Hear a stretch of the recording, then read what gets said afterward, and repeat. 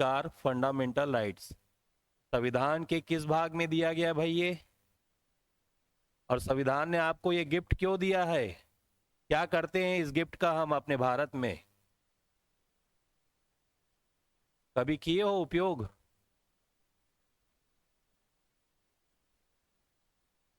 कभी किए हो उपयोग इसका? बताइए। छिपकली की जैसे जो हम चिपके रहते हैं ना सोशल मीडिया में, वहीं पर आपका इसका सबसे बड़ा उपयोग दिख जाएगा। वाक और अभिव्यक्ति की स्वतंत्रता, ठीक है, यह आपका एक मौलिक अधिकार है। आप चाइना जाएंगे तो 365 दिन में से लगभग मान के चलिए आपके 180 दिन या 200 दिन आपको वहां पर नेट चलाने के लिए मिलेगा। भारत में कोई भी ऐसा साल या कोई भी दिन बता दीजिए जिसमें सेंट्रल गवर्नमेंट ने आपके सोशल मीडिया पे बैन लगाया हो। सोशल मीडिया भी क्या है आपकी वाक अभिव्यक्ति की स्वतंत्रता का मंच है। ये एक सबसे बड़ा व्यवहारिक उदाहरण है। और मौलिक अधिकार क्यों दिए गए भारत के नागरिकों को? ताकि वो अपना सर्वांगीण व्यक्तित्व का विकास कर सके। सामाजिक स्तर पे, आर्थिक स्तर पे, राजनीतिक सभी आयाम को वो क्या कर लेते हैं, शामिल कर लेते हैं। भाग 3 में कहां से कहां तक दिया गया भाई ये? 12 से 45। ब्रिटिश काल में सबसे पहले हमारे भारत में मौलिक अधिकार की व्यवस्था के लिए किसने मांग उठाई थी और कब उठाई थी आपके, और किसके माध्यम से उठाई थी? जल्द से जल्द बताइए। 1925 भारतीय राष्ट्रमंडल विधेयक बिल, और ये पूरा ड्राफ्ट उसमें मौलिक अधिकार के लिए किसने बनाया था? आपके एनी बिसेंट ने। लेकिन भारतीय राष्ट्रमंडल विधेयक जो बनाया गया था वो 1924 में नेशनल कन्वेंशन में किनके द्वारा बनवाया गया था? आपके तेज बहादुर सप्रू। दूसरा अवसर कब आया जब हमने अंग्रेजों से मांग की कि हमको मौलिक अधिकार दे दो? नेहरू रिपोर्ट 1928। अध्यक्ष थे आपके मोतीलाल नेहरू, पंडित नेहरू के पिता थे। उन्हीं की अध्यक्षता में आपके कमेटी बनाई गई कि भारत में आपके संविधान का प्रारूप कैसा होना चाहिए। इसलिए नेहरू रिपोर्ट को यह भी कहा जाता है कि भारत में भारतीयों के द्वारा बनाया गया संविधान का पहला प्रयास था। ठीक, उसमें मौलिक अधिकारों की व्यवस्था में अगर आप देखेंगे लगभग कितने मौलिक अधिकार आपके जोड़े गए थे? कितने जोड़े गए थे?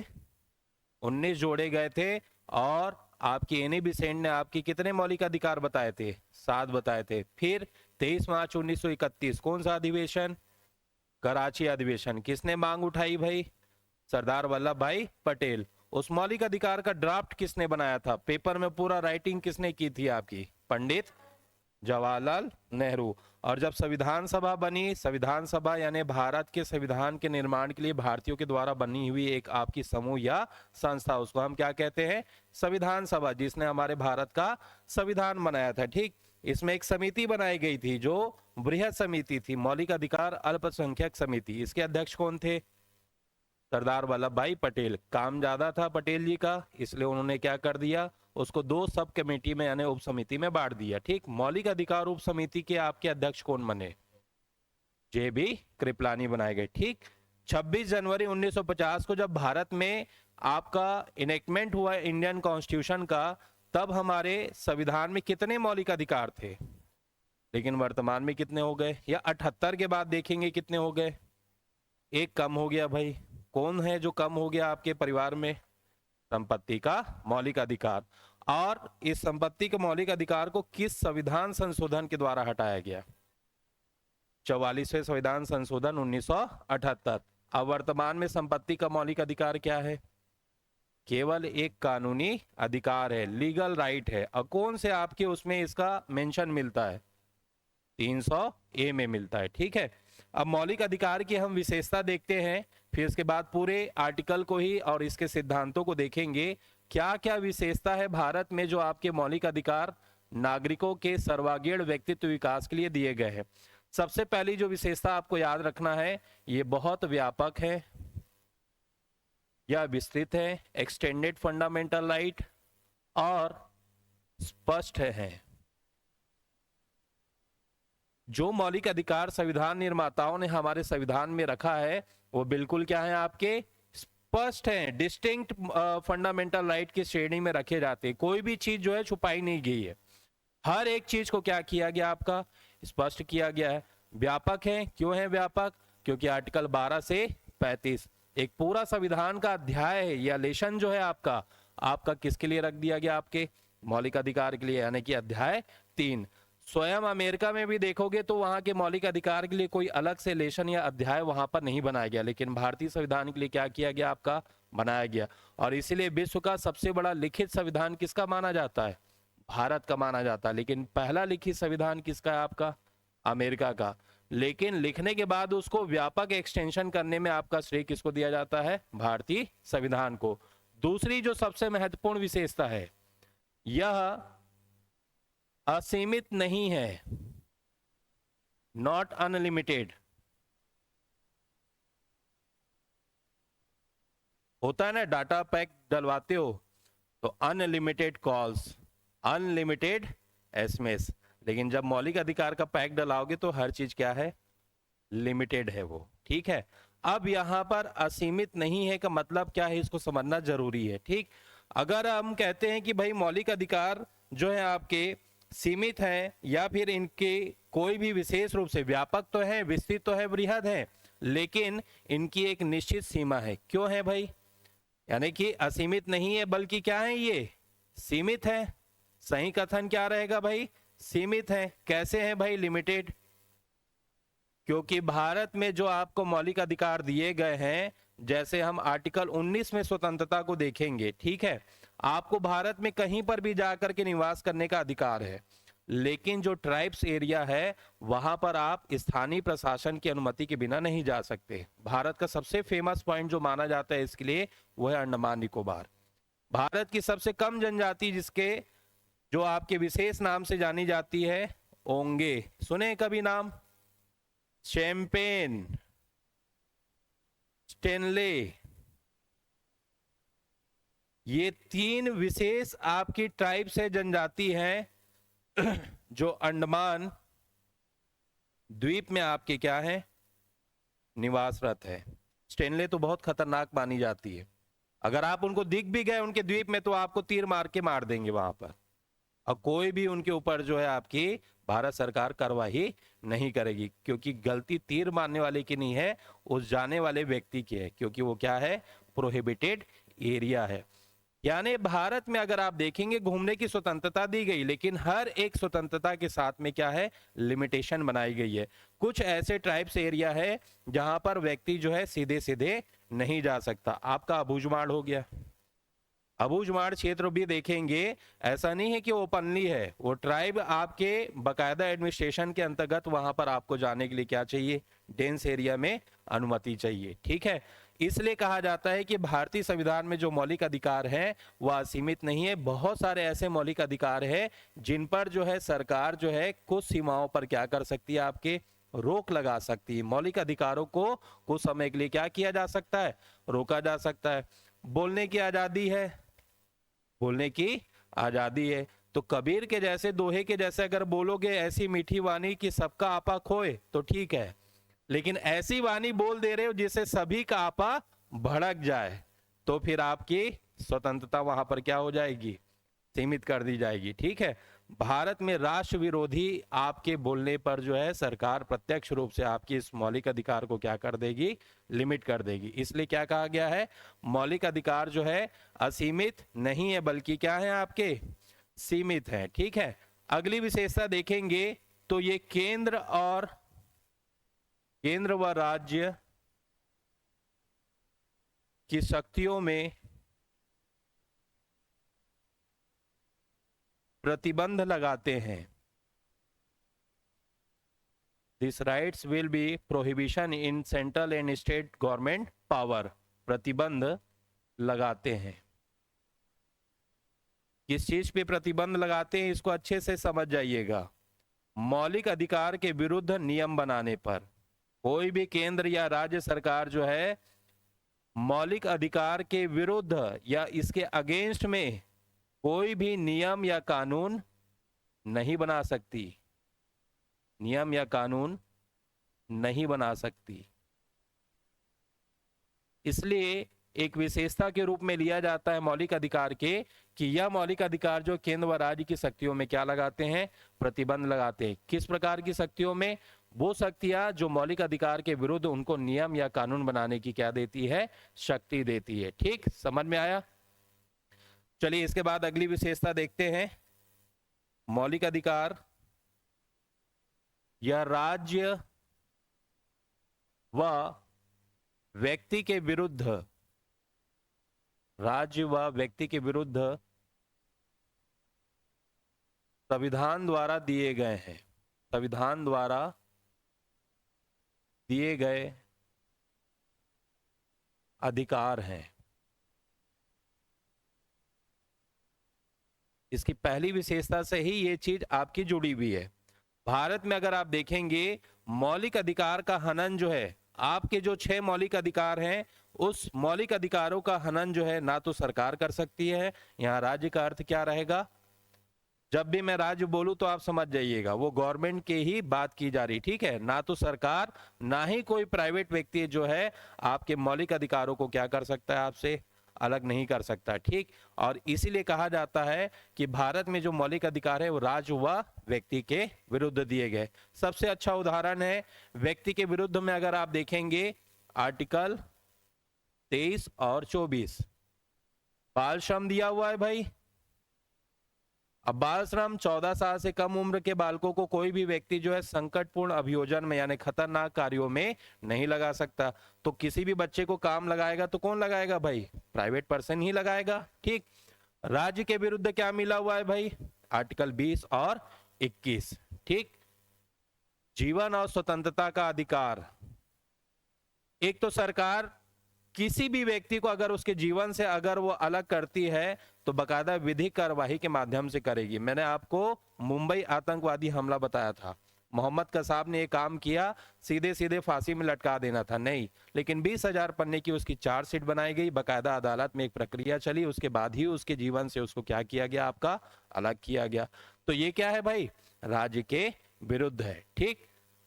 चलिए अगली विशेषता, भारत के मौलिक अधिकार भारतीय प्लस विदेशी, इंडियंस एंड फॉरेनर्स दोनों को प्रदान किए गए हैं।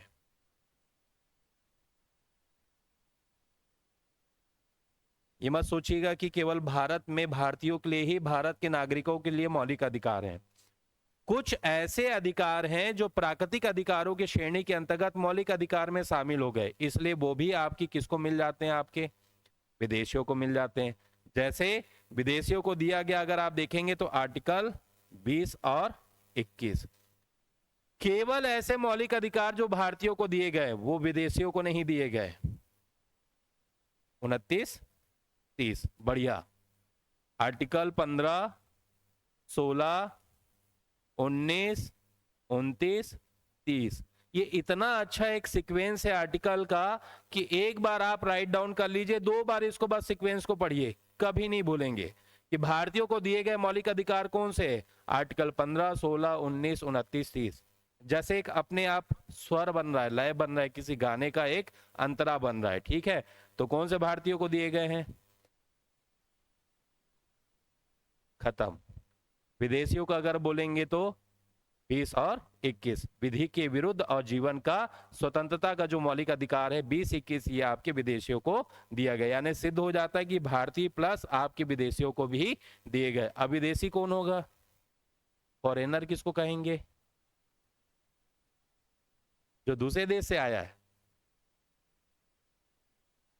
दूसरे देश से आए हुए बहुत सारे लोग हैं जो विदेशी नहीं कहलाएंगे। एक तो आपके भारतीय मूल कहलाएंगे, पर्सन ऑफ इंडियन ओरिजिन कहलाएंगे, PIO कहलाएंगे, एक NRI कहलाएंगे जिसको हम प्रवासी कह लेंगे। लेकिन विदेशी किसको कहोगे?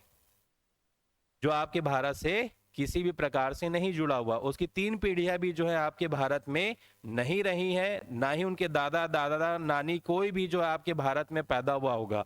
भारत की नागरिकता से जुड़ा हुआ नहीं व्यक्ति जो रहेगा आपके किस में शामिल होगा? आपके विदेशी श्रेणी में शामिल होगा, ठीक है?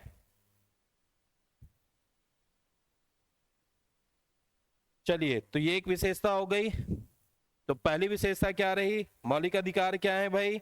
व्यापक है, स्पष्ट है और विस्तृत है। असीमित नहीं है बल्कि इनकी क्या है? सीमाएं हैं, ठीक है? इनके एक बाउंड्रीज है। उसके बाद अगली विशेषता क्या देखे थे? केंद्र और राज्य की शक्तियों में प्रतिबंध लगाते। कौन से पावर्स में प्रतिबंध लगाते हैं? जो मौलिक अधिकारों के विरुद्ध कानून बनाने वाली शक्ति है उस पर क्या लगाते हैं, प्रतिबंध। वहां पर एक शब्द आ जाएगा ना, मौलिक अधिकारों के विरुद्ध नियम कानून बनाने की शक्तियों पर प्रतिबंध। किसके किसके विरुद्ध दिए गए हैं संविधान के द्वारा, राज्य और व्यक्तियों के विरुद्ध दिए गए। ठीक, व्यक्तियों के विरुद्ध में देखेंगे तो बाल श्रम वाला हो गया, आर्टिकल 23 और 24 हो गया। अगर हम देखेंगे राज्य के विरुद्ध तो आप सीधे सीधे स्वतंत्रता या फिर विधिक समानता का अधिकार ला सकते हैं, वो सीधे आपकी किस में आ जाएगा, 20-21 भी राज्य के विरुद्ध। भारतीयों को भी दिए गए और किसको दिए गए, आपके विदेशियों को दिए गए। अगली विशेषता है यह न्यायालय में वाद योग्य है, वाद योग्य, डिमांड ऑन जुडिशरी, यानी भारत के फंडामेंटल राइट जो है जस्टिफिकेशन की श्रेणी में आते हैं। अगर आपके मौलिक अधिकार छीन लिए गए हैं, चाहे सरकार ने छीने हो चाहे व्यक्ति ने छीने हो, ठीक, आप इन दोनों के विरुद्ध कहा जा सकते हो न्यायालय में। यानी हम अपने मौलिक अधिकार की क्या कर सकते हैं, मांग कर सकते हैं। इसलिए इनको क्या कहा जाता है, वाद योग्य कहा गया है। मूल कर्तव्य वाद योग्य नहीं है, जो लिख दिया गया वही कर्तव्य है, लेकिन सरकार किसी व्यक्ति को जो है वहां पर आपके अपेक्षा नहीं लगा सकती कि आपने भारत के मूल कर्तव्य का पालन नहीं किया है। ठीक, वो मौलिक अधिकार के संदर्भ में जब कोई भी आपका निर्णय दिया जाता है तब कर्तव्यों की श्रेणी को भी क्या किया जाता है, देखा जाता है। जैसे अभी संपत्ति संबंधी जो भी मामले आ रहे हैं भारत में, उसमें सुप्रीम कोर्ट सबसे पहले उसकी ड्यूटीज को देखते हैं। जैसे किसी भी बच्चे ने आपके ये न्यायालय में संपत्ति का वाद दायर किया कि पिता ने अपनी संपत्ति से मुझे वो अधिकार या वो भाग नहीं दिया है, तो सबसे पहले कोर्ट पूछती है आपने अपने पिता के लिए किया क्या है। लेकिन वो ये नहीं बोलती कि आपने क्यों नहीं किया, बस कर्तव्यों को वो क्या करती है, मेंशन करती है। कर्तव्यों का आधार लेकर के वहां क्या दिए जाते हैं, आपके निर्णय। लेकिन कर्तव्य जो है भारत में वाद योग्य नहीं है, बल्कि क्या है, आपके मौलिक अधिकारों को माना जाता है। ठीक है, अब इसके बाद देखेंगे मौलिक अधिकार जो है आपके परमानेंट नहीं है, ये स्थायी नहीं है। बहुत अच्छे से विशेषताओं को समझिएगा। आज के समय में आपके वनडे एग्जाम में यही कॉन्सेप्चुअल पूछ रहा है मौलिक अधिकारों का। आर्टिकल तो सब रट करके चले जाते हैं, लेकिन ये छोटी और बहुत इंपॉर्टेंट कॉन्सेप्चुअल चीज को हम हमेशा छोड़ देते हैं। अब ये एक शब्द आ गया कि दिस इज नॉट परमानेंट, ये स्थायी नहीं है। यानी कि जो चीज स्थायी नहीं है यानी उसमें क्या होता रहता है, बदलाव होता रहता है। ठीक, सबसे पहला बदलाव संपत्ति के मौलिक अधिकार को क्या कर दिया गया, समाप्त कर दिया गया। यानी कि जरूरी नहीं है कि जो मौलिक अधिकारों में जो चीजें आपकी शामिल है वह आपके हजारों वर्षों में आपके संविधान में रहेगी, इसमें परिवर्तन किया जा सकता है। ठीक है, यानी एक सीधा सा यहां पर अर्थ आता है, परिवर्तन कौन करेगा फिर, यह भी एक अगली विशेषता है। अगर मौलिक अधिकारों में कोई भी परिवर्तन करना है तो केवल और केवल सेंट्रल गवर्नमेंट की लेजिस्लेटिव यानी कि भारतीय संसद के द्वारा किया जाएगा। राज्य की विधानसभा नहीं कर सकती, न ही आप अपने ग्राम पंचायत के ग्राम सभा में बैठ करके किसी मौलिक अधिकार को बदलने के लिए बात कर सकते हो। परिवर्तन करेगा तो कौन करेगा, भारतीय संसद करेगी। ठीक, क्योंकि संसद को आपके मौलिक अधिकार में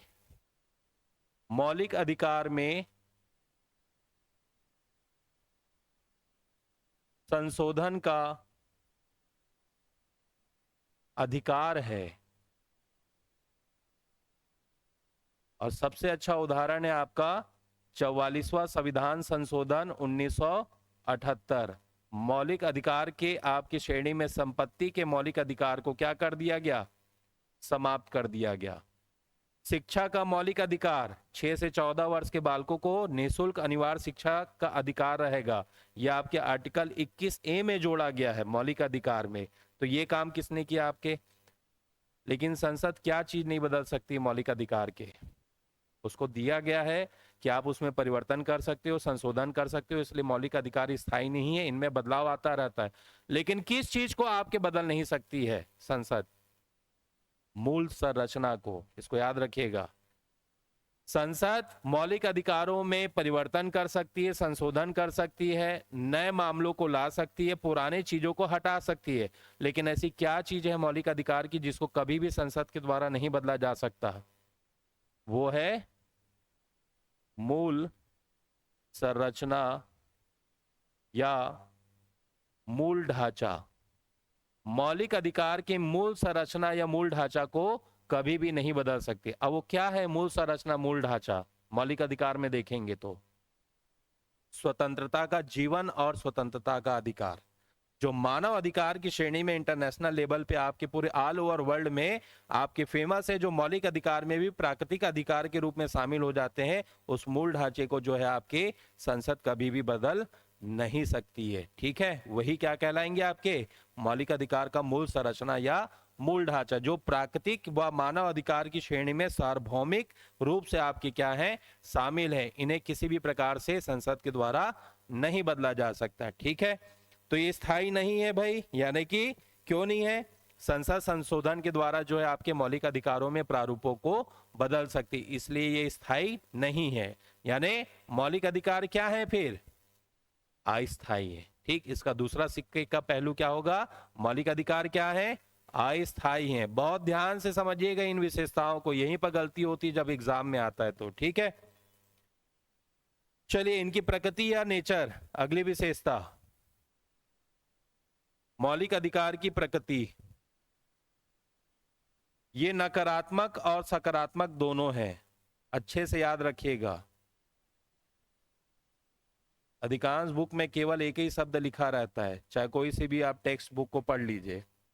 मौलिक अधिकार नकारात्मक है बस नहीं, ये नकारात्मक भी है और सकारात्मक भी है। नकारात्मक कैसे है? जैसे आपका आर्टिकल 19 स्वतंत्रता का मौलिक अधिकार, जो 6 स्वतंत्रताएं हैं उनकी लिमिटेशन है, उस सीमा को अगर आप पार करेंगे तो वो मौलिक अधिकार आपके क्या हो जाएंगे? लिमिटेड हो जाएंगे। सरकार उनको क्या कर सकती है? रोक सकती है। लेकिन आर्टिकल 20-21 इस पे कभी भी प्रतिबंध नहीं लगाया जा सकता, वो मूल प्राकृतिक अधिकार है, इसलिए ये क्या हो जाती है आपके सकारात्मक। ठीक है, तो मौलिक अधिकार नकारात्मक व सकारात्मक दोनों ही प्रकृति के हैं। ठीक, अगर कभी क्वेश्चन आ जाता है मौलिक अधिकार की प्रकृति क्या है, यहीं पर क्वेश्चन बन गया, मौलिक अधिकार की प्रकृति बताइए।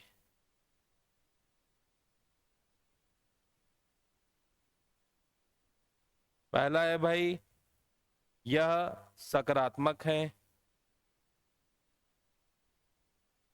बी, नकारात्मक है। सी, सार्वभौमिक है, यूनिवर्सल है। और डी, ए व बी दोनों। तो क्या बेस्ट आंसर होगा? एक बढ़िया, एक कदम और आगे बढ़ते हैं।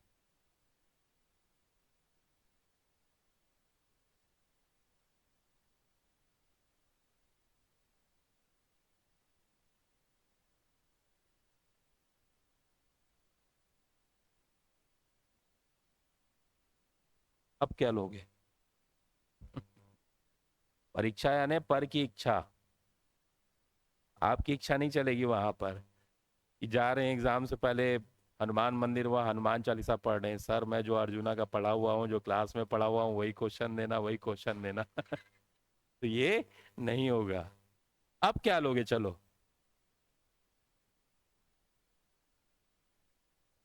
सामने क्या लेंगे? बैठे बैठे बताओ।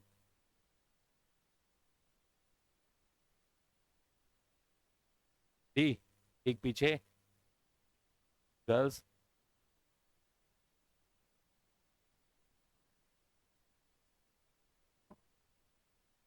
शैली पीछे। टी,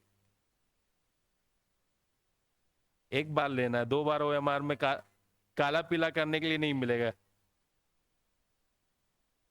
टी शर्ट में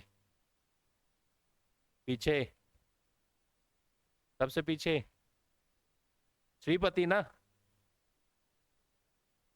हम अच्छा भूलता नहीं हूं मैं। तो इसमें अधिकांश लोग जो हैं डी या सी ले रहे हैं। ठीक है, अब मगर मौलिक अधिकार की प्रकृति कोई एक पूछेगा तो आपको यहां पर नकारात्मक लेना है। क्या लेना है? नकारात्मक लेना है, क्योंकि अब उसका कारण और रीजन भी मैं आपको बता रहा हूं। सकारात्मक पूर्ण रूप से तभी कहा जाएगा जब कोई भी उसमें लिमिटेशन या प्रतिबंध ना रहे। केवल एक दो मामले हैं, लेकिन अधिकांश चीजें क्या हैं, मौलिक अधिकार में अपवाद डाला गया है। आर्टिकल 16 कहता है कि भारत में, इसका सबसे बड़ा कारण भी मैं आपको बता रहा हूं, विधि का समान संरक्षण। अभी हम इस सिद्धांत को पढ़ेंगे, विधि का समान संरक्षण। इससे पहले एक आता है विधि का शासन। मौलिक अधिकार में आर्टिकल 14 में दिया गया विधि का शासन, सुनिएगा, अभी इसी को आगे डिटेल करेंगे। आर्टिकल 14 में है विधि के समक्ष समता। ठीक, ये आपका विधि के समक्ष समता को अगर आप देखेंगे, कहते हैं no one is above the law must be applied equally and fairly. Bharat में विधि के ऊपर कोई भी नहीं, ना ही बिग बी है, ना ही सलमान खान है, ना ही प्रधानमंत्री नरेंद्र मोदी है, ना ही आपके साए है, कोई भी नहीं है। विधि के समक्ष सभी लोग क्या है, आपके समान है। लेकिन जब आप विधि का समान संरक्षण पढ़ोगे, सभी जो है इक्वल प्रोटेक्शन लॉ में आएंगे, तो कुछ विशेष परिस्थिति के लोगों के लिए जो है भारत में विधि का अपवाद बनाया जा सकता। आर्टिकल 16, सार्वजनिक पदों पर सभी लोग को समान रूप से क्या दिया जाएगा, आपका अवसर दिया जाएगा। फिर 16(4) में आएंगे तो आरक्षण के माध्यम से विशेष परिस्थिति के लोगों के लिए क्या दे दिया जाता है, आपका रिजर्वेशन दे दिया जाता है। वह अपने आप में विधि का शासन एक लिमिटेड है, लेकिन विधि का समान संरक्षण ये उससे भी ऊपर सकारात्मक अवधारणा मानी जाती है। इसलिए हम यहां पर क्या ले रहे हैं, आपके नकारात्मक को ले रहे हैं, क्योंकि हर मौलिक अधिकार की सीमा के साथ साथ जो है इसका स्वरूप जो है विधि के समान संरक्षण के आधार पे क्या हो जाता है, आपका बदल जाता है वहां पर। ठीक है, अब जैसे एक कहा जाता है कि विधि के समक्ष सभी लोग समान है, लेकिन भारत के राष्ट्रपति और राज्यपाल, इनके कार्यकाल के दौरान कोई भी आप इनके ऊपर आपराधिक कार्रवाई नहीं कर सकते, कोई भी आपराधिक कार्रवाई नहीं हो सकती। आर्टिकल 361 बोलता है अगर सिविल मामला हो गया, द्रौपदी मुर्मू जी के कोई भी भाई जो है उनकी संपत्ति पे आपके हड़प लेते हैं, या फिर द्रौपदी मुर्मू जी उनकी संपत्ति को आपके इंक्रोचमेंट कर लेती है, सरकारी जमीन को आपके वो इंक्रोच कर लेती है, तो वो मामला सिविल कोर्ट में नहीं चलेगा। अगर चलेगा तो 2 महीने पहले आपको क्या देना पड़ेगा, राष्ट्रपति को नोटिस। सीधे कार्रवाई आप नहीं कर सकते। तो ये क्या है भाई, अपवाद आ गया कि नहीं आ गया। इसलिए हम मौलिक अधिकार को अगर दोनों देगा तो आपको क्या लेना है, बात समझ में आ गई। क्यों लेना है, इसका लॉजिक भी दिमाग में रखिए, तभी ये चीजें बनती हैं। ठीक है, चलिए, तो ये प्रकृति भी समझ लिए, स्थायी नहीं है। संसद इनमें मौलिक अधिकारों में क्या कर सकती है, आपका परिवर्तन कर सकती है। सबसे अच्छा उदाहरण है एक जो आपका 7वां मौलिक अधिकार था 1978 में हटाया गया, निःशुल्क अनिवार्य शिक्षा का मौलिक अधिकार 21A में जोड़ा गया। ठीक, राज्य और व्यक्ति के विरुद्ध दिए गए हैं, संविधान के द्वारा दिए गए अधिकार जो है राज्य और व्यक्ति दोनों के विरुद्ध दिए गए। ठीक है, और भारत और विदेशियों दोनों को क्या किए गए, आपके प्रदान किए गए। ठीक, इसके पहले मौलिक अधिकार व्यापक है, विस्तृत है और स्पष्ट है। भाग 3 12 से 35 में इसका एक्सप्लेनेशन है। इनमें लिमिटेशन है, असीमित नहीं है। ठीक, स्थायी है कि अस्थायी है, अस्थायी है। ठीक, केंद्र और राज्य की शक्तियों में क्या लगाया जा सकता है, आपका प्रतिबंध लगाया जा सकता है। ठीक, भारत में मौलिक अधिकारों के लिए कानून बनाने का अधिकार किसको दिया गया है, यह भी एक विशेषता है। अगर मौलिक अधिकारों में कोई भी कानून या नियम बनाना होगा तो कौन बनाएगा, भारत के प्रधानमंत्री, भारत के राष्ट्रपति, सर्वोच्च न्यायालय, संसद। तो क्या लोगे, संसद। ठीक, ये बेसिक चीज है। कितने भी आप प्रारूप में आप क्वेश्चन बना लीजिए, चाहे वो सेंट्रल लेवल के एग्जाम के आप क्वेश्चन को देखेंगे, कहीं से भी कोई क्वेश्चन आपका नहीं छूटेगा। केवल इस विशेषता को अच्छे डेप्थ में याद रखना आपको। ठीक है, चलिए एक और चीज देख लेते हैं। इसमें हस्तांतरणीय नहीं है, बहुत इंपॉर्टेंट है। मौलिक अधिकार हस्तांतरणीय नहीं है, या इनका स्थानांतरण नहीं किया जा सकता, नॉट ट्रांसफरेबल। सुबह उठे, ब्रश किए, बाजू में आपका दोस्त दिखा, बोले यार मेरा अभी मूड नहीं कर रहा है, पूरे 6 मौलिक अधिकार जो है तुम रख लो अपने पास, मेरा अभी मूड नहीं है। आप किसी भी चीज का स्थानांतरण कर सकते भारत में, लेकिन आप अपने मौलिक अधिकार को किसी भी दूसरे व्यक्ति या एजेंसी को स्थानांतरित नहीं कर सकते। आपका भांजा है, एनआरआई है, वो आया है, तो आप अपना आईडी उसको दे देंगे, बोलेंगे कोई भी पुलिस वाला रोकता है तो तुमको अपना एनआरआई का कार्ड दिखाने की जरूरत नहीं है, तुम मेरा सिटीजन का कार्ड रख लो। मेरा सिटीजन का कार्ड रख लिए तो मौलिक अधिकार भी तुमको मिल जाएंगे। वहीं पर दो झापड़ मारेगा उस एनआरआई को, बोले पागल हो गए तुम, पीके हो क्या, कहीं से आ गए हो क्या, ऐसे दिखे ही रहे हो, कंठी माला पहन करके घूम रहे हो। तो कोई भी व्यक्ति जो है अपने मौलिक अधिकारों का हस्तांतरण नहीं कर सकता, ना ही त्याग कर सकता है। इस दोनों शब्द को याद रखिएगा। कोई भी व्यक्ति जो है ना तो अपने मौलिक अधिकारों को हस्तांतरित कर सकता है, ना ही त्याग कर सकता है। आपको भारत की नागरिकता मिल गई, सीधे सीधे आपको गिफ्ट वाउचर मिल गया। आपको भारत की नागरिकता के साथ में 6 मौलिक अधिकार का गिफ्ट वाउचर आपको क्या होता है, दे दिया जाता है, ठीक है। लेकिन एक गिफ्ट वाउचर को अनिवार्य रूप से आपको क्या करना पड़ेगा, भुनाना पड़ेगा। यह आपकी इच्छा के ऊपर नहीं है, क्या है, अनिवार्य है, त्याग नहीं सकते हैं। ये भारत में क्या है, अनिवार्य है। इसका मतलब क्या हुआ, वैकल्पिक नहीं है।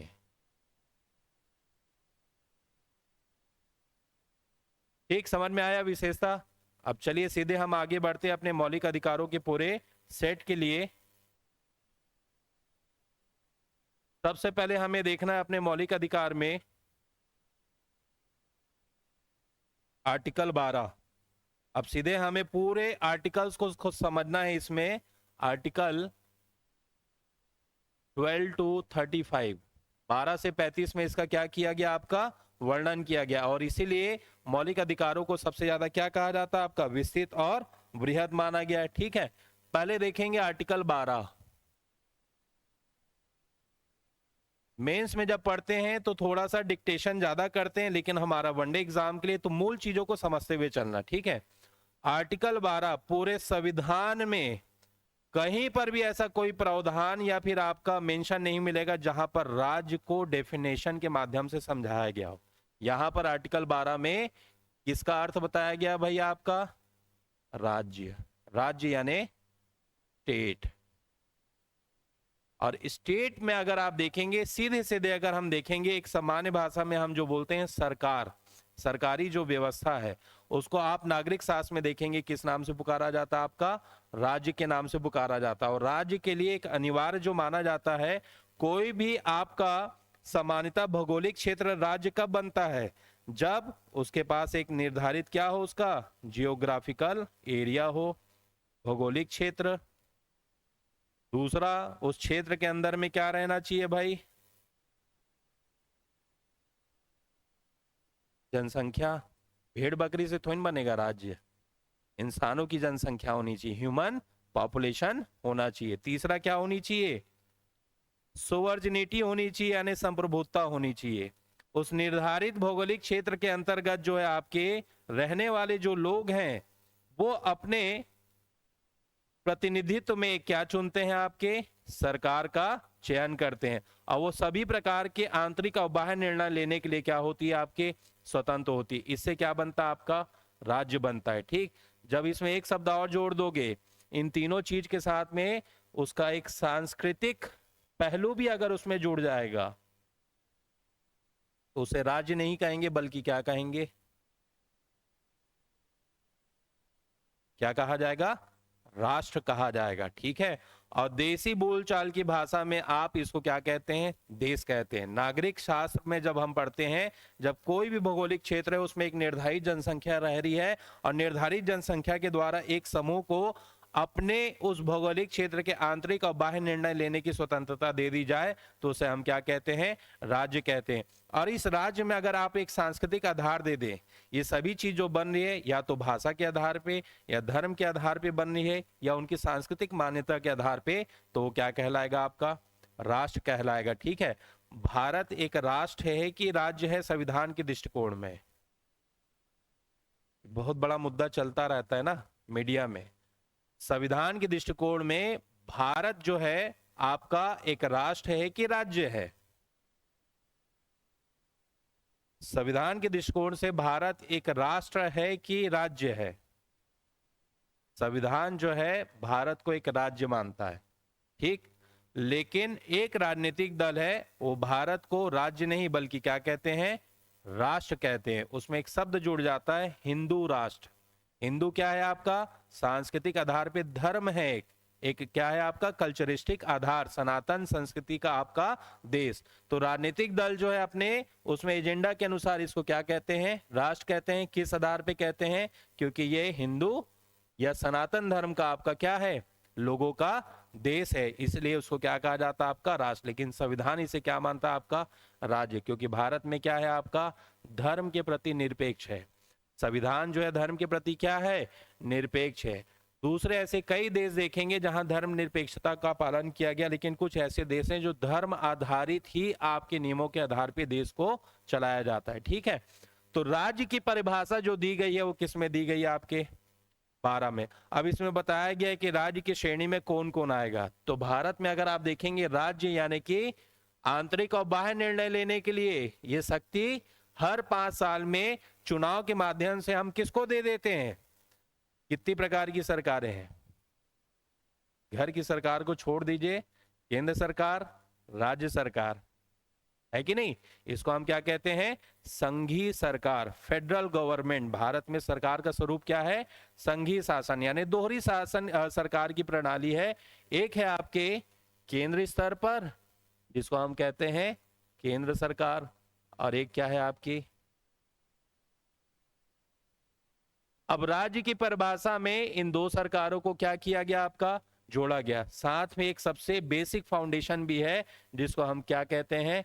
लोकल गवर्नेंस, यानी कि स्थानीय स्वशासन। स्थानीय स्वशासन भी आर्टिकल 12 के आपके किसकी परिभाषा में शामिल हो जाती है? आपके राज्य में। तो ये 3 स्तर पे जो आपके सरकारें जो दिखती है भारत में, ये राज्य की परिभाषा में क्या होती है? शामिल होती है। अब इनमें अगर आप देखेंगे, केंद्र सरकार के नियम बनाने की संस्था यानी कि संसद हो गई। राज्य में जो नियम बनाने की संस्था है वो क्या हो गई आपकी? लेकिन इनकी जो है ग्राम सभा को शामिल नहीं किया गया राज्य की परिभाषा में। बात समझे इसको? यानी आपकी केंद्र सरकार में नियम बनाने की संस्था संसद और राज्य सरकार की आपकी विधानसभा, ये राज्य की परिभाषा में शामिल हो गई। पंचायतों में चाहे ग्राम पंचायत हो या फिर आपका अपर पार्ट हो या जिला पंचायत हो, वो पूरा समूह आपका क्या हो जाएगा? राज्य में शामिल हो जाएगा। वही ग्राम सभा को भी अगर आप देखेंगे आपके उस ग्राम पंचायत से जुड़ा हुआ है, इसलिए वो सरकार की आपकी श्रेणी में क्या हो जाता है? आपका शामिल होता है। प्रत्यक्ष लोकतंत्र भारत में केवल एक ही स्तर के आपके उसमें दिखाई देता है, और वो है आपकी ग्राम सभा। बाकी सब में आपको क्या दिखेगा? अप्रत्यक्ष लोकतंत्र मिलेगा, ठीक है। तो आपकी तीनों स्तर की आपकी सरकारें हो गई। अब इन सरकारों के द्वारा अगर कोई भी उद्योग लाया जा रहा है, यानी कि कोई भी उपक्रम है, सरकारी उपक्रम, पब्लिक सेक्टर यूनिट या पीएसयू, वो भी आपकी किस में आएगा? राज्य में आएगा। अगर भिलाई स्टील प्लांट आर्टिकल 12 के अंतर्गत, वो किस में शामिल होगा? आपके राज्य में। क्यों शामिल हो रहा है? क्योंकि केंद्र सरकार का क्या है? वो उपक्रम है, ठीक। आपकी बिजली वितरण की जो 4 कंपनियां डिस्ट्रीब्यूट करती है आपके छत्तीसगढ़ में, ठीक है, क्या कहा जाता है? CSPDCL, ठीक है, छत्तीसगढ़ राज्य विद्युत वितरण कंपनी। ये भी किस में आ जाएगी? आपके राज्य की परिभाषा में शामिल हो जाएगी। यानी सरकारों के द्वारा चलाए जाने वाले उपक्रम उद्योग भी जो है आर्टिकल 12 की किस में शामिल हो जाते हैं? आपके राज्य की परिभाषा में। अगर अर्जुना क्लासेस कोई भी एजुकेशनल काम जो है आपके सरकार के साथ जुड़ करके करेगी, तो अर्जुना क्लासेस जब तक सरकार का कोई काम करेगी, टेंडर लिए, हमने टेंडर भरा, राज्य सरकार के द्वारा हमको एक आंशिक सहायता दी गई, तो उस समय तक अर्जुना क्लासेस भी किसकी परिभाषा में आएगी? आपके तो राज्य यानी सरकारों की तरफ से अगर कोई भी आपका वित्तीय कार्य किसी निजी क्षेत्र को दिया जा रहा है, तो राज्य जो आपका वित्तीय फंड दे रहा है, जो वित्तीय सहायता जिस निजी कंपनी को दे रहा है, वित्तीय सहायता प्राप्त सहायता प्राप्त संस्था, ये भी किसकी श्रेणी में आ जाएंगे? क्योंकि फंड कौन कर रहा है उनको, कर रहे हैं कि नहीं कर रहे हैं? ठीक। अभी एक बहुत बड़ा इंसिडेंस हुआ आपके बस्तर में, जो एक निर्भीक पत्रकार रहे आपके, ठीक है, चंद्राकर जी, उनके एक निजी ठेकेदार ने उसने क्या कर दी, उनकी हत्या कर दी। ठीक। तत्काल रूप से राज्य सरकार ने सबसे पहले उनका लाइसेंस क्या कर दिया, दोषी का निरस्त कर दिया। जितने भी टेंडर जारी किए गए थे उसमें कितना भ्रष्टाचार हुआ, क्या चीजें की गई है, इन सभी को क्या किया जा रहा है, आपका निर्धारित किया जा रहा है। लेकिन वो ठेकेदार जब काम करता था, सड़क बना रहा है, तो कोई भी प्राइवेट व्यक्ति जाकर के अगर उसके काम को रोकेगा तो सीधे सीधे उसके ऊपर आरोप क्या लगता, सरकारी काम में हस्तक्षेप करना। आप किसी भी ठेकेदार जो रोड बना रहा है उसके काम को आप रोक नहीं सकते हो, क्योंकि वो किसके प्रतिनिधि के रूप में काम कर रहा है। बात समझ में आई? एज इट इज जो है गवर्नमेंट ऑफिसर के ऊपर आप जैसे कार्रवाई करने पे आपके ऊपर कार्रवाई होगी, वैसे निजी ठेकेदार भी अगर सरकार का काम कर रहा है तो उसके ऊपर अगर कोई भी प्राइवेट व्यक्ति करता है तो ऐसा माना जाएगा कि आपने सरकार के विरुद्ध क्या किया, आपका कार्य किया। लेकिन उसने ऐसा कार्य किया, उसके सभी जितने भी आपके अथॉरिटी प्रोटोकॉल थे सरकार ने तत्काल क्या कर दिया, आपके समाप्त कर दिया। अब वो प्राइवेट व्यक्ति के रूप में क्या हो गया, आपका सामान्य व्यक्ति की श्रेणी में शामिल हो गया। ठीक है, तो राज्य की परिभाषा में कौन कौन शामिल हो गया, सरकारें, केंद्र, राज्य और स्थानीय सरकारें। केंद्र की संसद हो गई, राज्य की विधानसभा, और इन सरकारों के द्वारा जो आपके उपक्रम या उद्योग लगाए जाएंगे वो भी राज्य की परिभाषा में आएंगे। जो इन 3 स्तर के सरकारों से आपकी वित्तीय सहायता प्राप्त संस्था होगी वो भी किसकी, आपकी परिभाषा में आएंगे, आपके राज्य की परिभाषा में। अब यहाँ सबसे बड़ी चीज जो आपको समझने की बात है, क्या न्यायालय राज्य की परिभाषा में आते हैं कि नहीं आते? क्योंकि मैंने संसद कहा है, हर सरकार के 3 अंग होते हैं, कार्यपालिका, विधायिका और न्यायपालिका।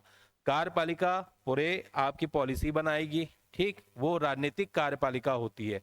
दूसरी होती है आपकी प्रशासनिक कार्यपालिका, जो स्थायी कार्यपालिका, यानी कि जो अधिकारी होते हैं, जो आपके क्लास 1 अफसर, क्लास 2 होते हैं या क्लास 3 में कर्मचारी, वो क्या होते हैं, आपके प्रशासनिक कार्यपालिका। वो भी आपके सरकार के अंग में शामिल होंगे, यानी कार्यपालिका भी शामिल हो गई, प्लस आपकी क्या हो गई, विधायिका भी हो गई। कार्यपालिका प्लस विधायिका, विधायिका जहां पर कानून और नियम बनाए जाते हैं। लेकिन सरकार का तीसरा अंग जो है न्यायपालिका, सर्वोच्च न्यायालय, उच्च न्यायालय और जिला न्यायालय, क्या ये राज्य की श्रेणी में शामिल होते हैं? यहीं से क्वेश्चन बनता है। अब न्यायालय या जुडिशरी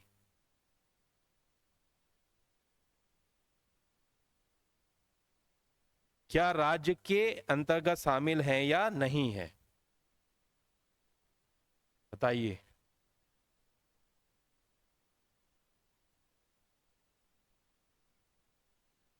यहां है भी और नहीं भी है, इसको याद रखिएगा। बोथ डायमेंशन में न्यायालय को जोड़ा जाता है। जब न्यायालय आपके नियम बनाने की संस्था के रूप में काम करेगी, किस रूप में, रूल मेकिंग इंस्टीट्यूशन के रोल में आएगी, तब उसे राज्य की परिभाषा में क्या किया जाएगा, जोड़ा जाएगा। अगर न्यायालय अगर कोई भी नियम कानून बना रही है तब उसे राज्य की परिभाषा में शामिल किया जाएगा।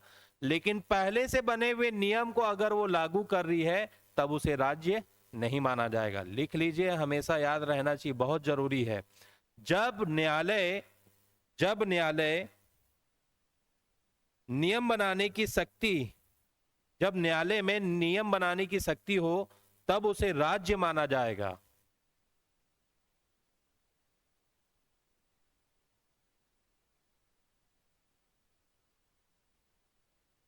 लेकिन जब न्यायालय के द्वारा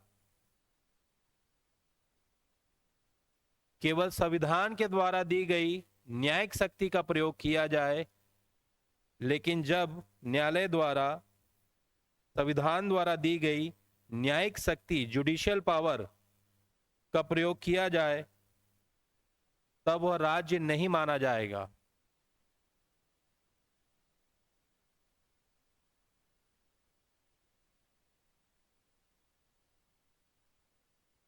अब कोई मेरे को बताएगा कि ऐसा क्यों प्रावधान किया गया है, ये दो आयाम में क्यों राज्य की श्रेणी में न्यायालय को रख रहे हैं हम, क्या कारण है?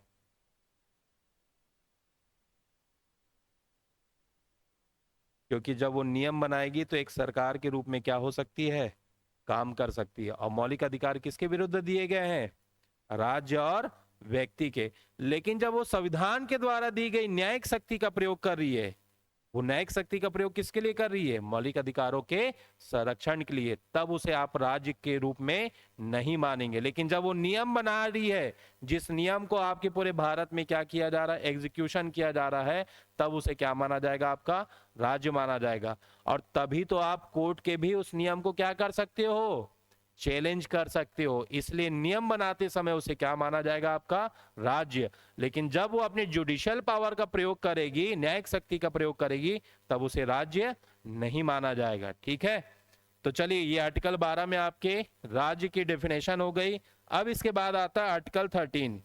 मौलिक अधिकारों के सिद्धांतों का उल्लेख हमें जो पहले मिलता है वो किस में मिलता है, आपके आर्टिकल 13 में। बहुत इंपॉर्टेंट है, इसमें मौलिक अधिकारों में निहित सिद्धांत यानी सिद्धांतों का वर्णन है। आर्टिकल 13 में किसका वर्णन है, आपके सिद्धांतों का वर्णन।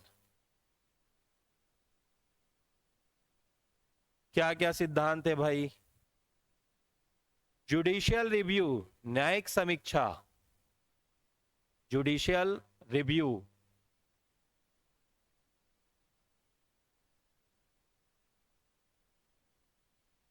दूसरा है आच्छादन का सिद्धांत,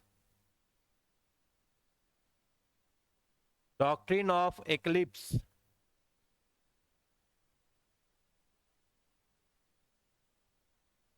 पृथक्करण का सिद्धांत,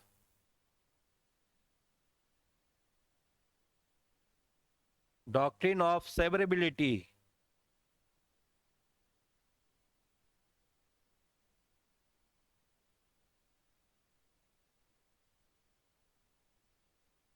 ये तीन महत्वपूर्ण सिद्धांत है जो आपको आर्टिकल 13 में मिलेंगे। क्या क्या नाम बताया, न्यायिक समीक्षा, आच्छादन का सिद्धांत, और तीसरा क्या है आपका पृथक्करण का सिद्धांत। ठीक, ये तीन सिद्धांत स्पष्ट रूप से आपको अगर मौलिक अधिकार में मिलेंगे तो किस में मिलेंगे, आपके आर्टिकल 13 में मिलेंगे। ठीक, न्यायिक समीक्षा, जुडिशियल रिव्यू जो है, ये सामान्यतः अगर आप देखेंगे ये सभी जो आपके पावर्स हैं, एक प्रकार से ये शक्तियां भी हैं, ये एक न्यायिक शक्तियों का भी वर्णन करने वाला आपका आर्टिकल माना जाता है।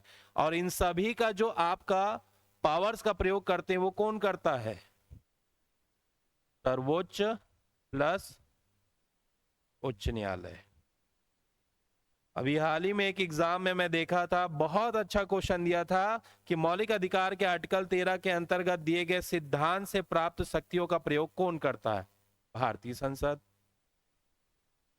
विधानसभा, आपके सर्वोच्च व उच्च न्यायालय, और चौथे में दिया गया था आपका प्रधानमंत्री करते हैं। तो कौन करते हैं इन शक्तियों का प्रयोग, सर्वोच्च और उच्च न्यायालय। अब भारत में न्यायिक समीक्षा का जो आपका प्रावधान किया गया है, अमेरिका के संविधान से ग्रहण किया गया भारतीय संविधान में, और भारत के सर्वोच्च और उच्च न्यायालय को शक्ति दी गई है कि संविधान के विपरीत यदि कोई भी नियम कानून बनाया जा रहा है, किसके द्वारा, संसद या फिर राज्य विधानमंडल के द्वारा, तो आपके सर्वोच्च और उच्च न्यायालय उस नियम को, आदेश को, कानून को क्या कर सकते हैं, अवैध घोषित कर सकते हैं, उन्हें शून्य घोषित किया जा सकता है। और यहीं पर जो है भारत में न्यायालय और कार्यपालिका के बीच में टकराव भी हमेशा यही होता है।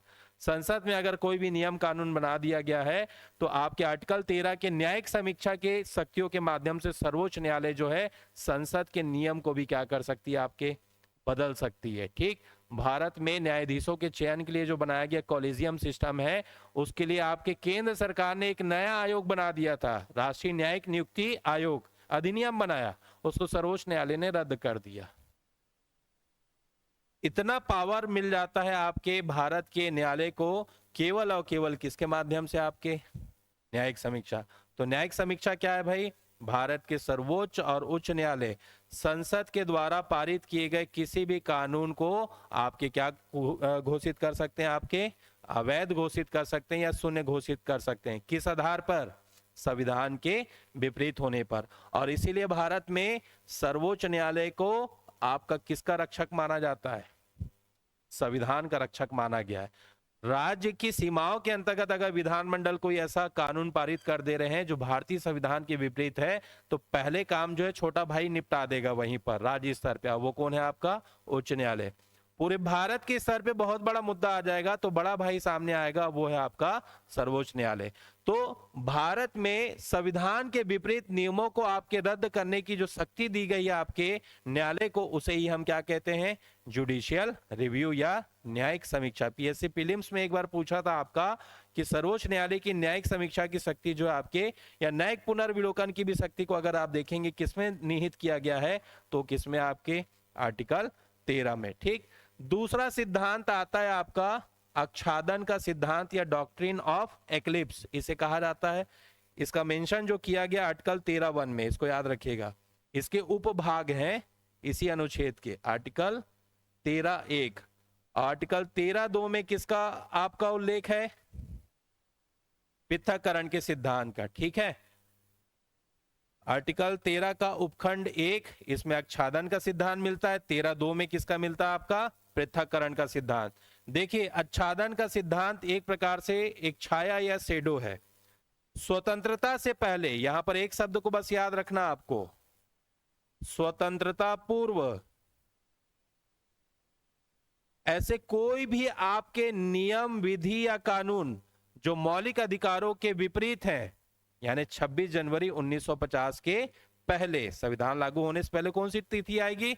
26 जनवरी 1950 से पहले। ऐसा कोई भी नियम, कानून या आदेश है जो मौलिक अधिकारों के विपरीत है, 26 जनवरी 1950 को भारत में लागू होते ही उनके ऊपर क्या छा जाएगा भाई? आपका बादल का कोहरा। वो पूरे नियम कानूनों को आपके आर्टिकल 13(1) क्या कर लेगा?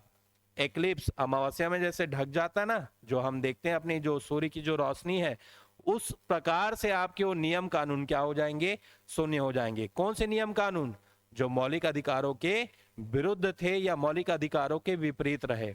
अब यही बात स्वतंत्रता के बाद 26 जनवरी 1950 के बाद अगर संसद कोई भी ऐसा नियम, कानून, आदेश बना रही है जो मौलिक अधिकारों के विपरीत है, उसे आर्टिकल 13(2) के अंतर्गत स्वयं ही छान करके आपके क्या कर दिया जाएगा? आपका अलग कर दिया जाएगा। ठीक। तो ये प्रावधान किसमें किए गए हैं? आपके आर्टिकल 13(2) में। स्वतंत्रता के बाद 26 जनवरी 1950 के बाद यदि कोई भी ऐसा नियम, कानून आपके सरकार के द्वारा बनाया जाता है जो मौलिक अधिकारों के विपरीत है, तो विपरीत नियम, आदेश स्वतः जो होंगे आपके, वो क्या हो जाएंगे? पृथक हो जाएंगे। और नहीं किए गए हैं तो सर्वोच्च न्यायालय केवल एक आर्डर देकर के 13(2) के माध्यम से क्या कर देगी? ऐलान कर देगी कि ये संसद या फिर राज्य विधानमंडल के द्वारा बनाया गया नियम, कानून जो है आपके क्या होता है? इससे पृथक कर दिया जाता है। यानी वो क्या हो जाएगा? आपका जीरो हो जाएगा, उसकी कोई भी लीगल पावर नहीं रहेगी। ठीक है। तो ये सबसे महत्वपूर्ण सिद्धांत है। टोटल अगर आप देखेंगे 4 उपखंडों में बटा हुआ है आपका आर्टिकल 13, लेकिन हमें 13(1) और 13(2) को याद रखना है। 13(3) में बस ये बताया गया क्या क्या चीजों को जो है आपके न्यायालय जो है आपके अवैध घोषित कर सकती है। तो आपका नियम हो गया, आदेश हो गया, आपका कोई भी सर्कुलर हो गया, उसके अलग अलग प्रकार बताए गए। 13(4) में ये कहा गया है कि सभी जो प्रभाव हैं आपके आर्टिकल 368 में आपके लागू नहीं होंगे। 368 को क्या कर दिया गया? आपके आर्टिकल 13 से मुक्त कर दिया गया। वो किस में बताया गया? आपके 13(4) में। लेकिन हमारे एग्जाम के ओरिएंटेशन से आपको ये 3 चीजों को याद रखना है। आर्टिकल 13 में किसका उल्लेख है? आपके न्यायिक समीक्षा। क्या है न्यायिक समीक्षा? सामने चश्मे में, क्या नाम है आपका? नम्रता, बताओ क्या है न्यायिक समीक्षा?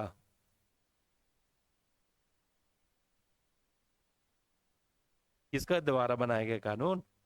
संसद या सरकार के द्वारा बनाए गए कोई भी नियम, विधि, कानून को आपके क्या कर सकती है? अमान्य या अवैध या शून्य घोषित कर सकती है अगर वो किसके विपरीत है, संविधान के विपरीत है। अब वही काम आपके 13(1) में क्या दे दिया गया, स्वतंत्रता पूर्व कोई भी नियम कानून जो मौलिक अधिकार के विपरीत होगा ऑटोमेटिक उसके ऊपर क्या हो जाएगा, आपका छाया मंडल आ जाएगा।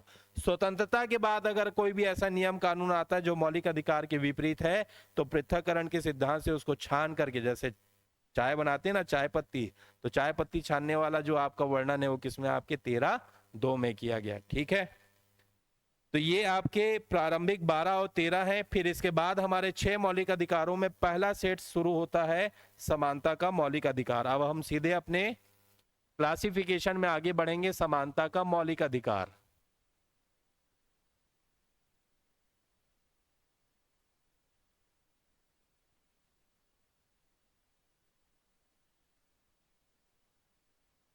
समानता का मौलिक अधिकार अगर आप देखेंगे भाई, ये कौन से अनुच्छेद से कहां तक दिया गया है, आर्टिकल 14 से 18 के बीच में दिया गया। ठीक है, अब समानता के मौलिक अधिकार को अगर हम देखें, इसी में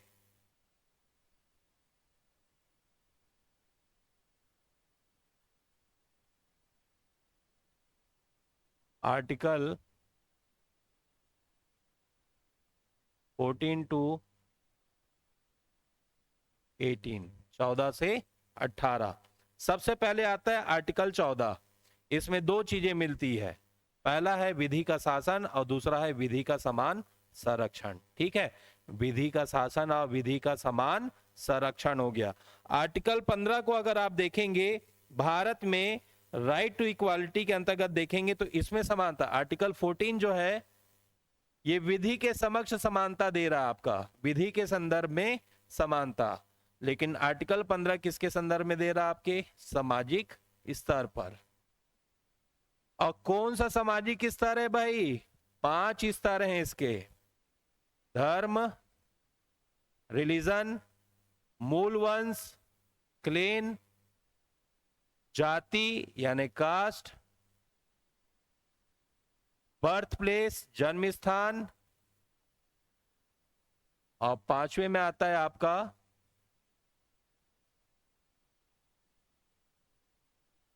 धर्म, मूल वंश, जाति, जन्म स्थान और लिंग यानी जेंडर। आर्टिकल 15 में क्या है, किस प्रकार की समानता, इक्वालिटी किस स्तर पे लाना, नागरिकों में, सामाजिक स्तर पे, कितने स्तरों पर, 5 स्तर पे। वहीं आर्टिकल 14 में किस स्तर पे समानता भाई, विधि के समक्ष समानता वाले। ठीक है, आर्टिकल 16 में सार्वजनिक सेवा या सार्वजनिक अवसरों पर, सार्वजनिक सेवा या पदों पर, पब्लिक सर्विसेज के स्तर पर यानी सरकारी नौकरियों के लिए समानता का जो प्रावधान किया गया वो किसमें किया गया, आपके आर्टिकल 16 में। ये केवल एक ही आर्टिकल नहीं है 15-16, आर्टिकल 15 4 उपखंडों में बटा हुआ है।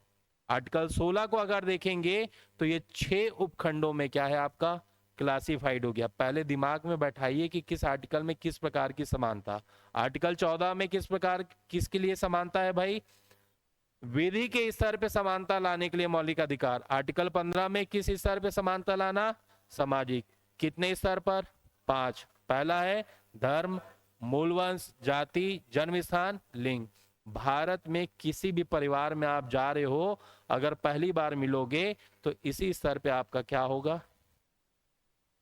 क्या होगा, परिचय होगा कि नहीं होगा। आप गांव में जाइए, गांव में ये इसी स्तर पे ही परिचय होता है। सबसे पहले यही जानने का प्रयास किया जाएगा, वो चाहे वीआईपी क्यों ना हो।